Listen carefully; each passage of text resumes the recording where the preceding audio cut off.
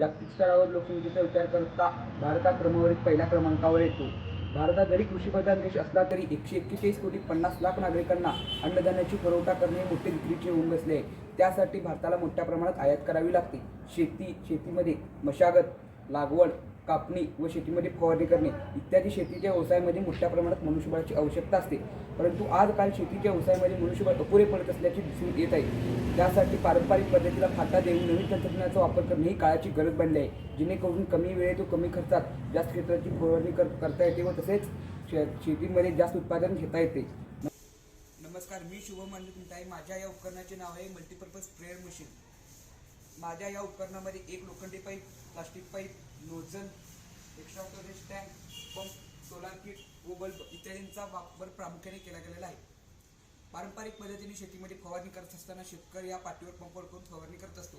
तेथे तो हँडपंपचा वापर करत असला तर मोठ्या प्रमाणात स्नायू ऊर्जा खर्च होते. तसेच ते एकच नोझल असल्यामुळे खूप जास्त वेळ लागतो व नोझल व शेतकरी यांच्यातील अंतर कमी असल्यामुळे त्याचा घातक परिणाम हा शेतकऱ्याच्या आरोग्यावर होतो व तसेच त्वचा, डोळे, फुफ्फुसे यांसारखे गंभीर आजार उद्भवतात.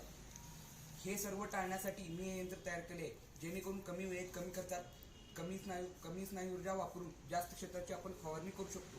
याची रचना मी अशी केली आहे की नोझल व पंप चालवणारा शेतकरी यातील अंतर जास्त असल्यामुळे त्याचा कमीत कमी परिणाम हा शेतकऱ्याच्या आरोग्यावर होतो.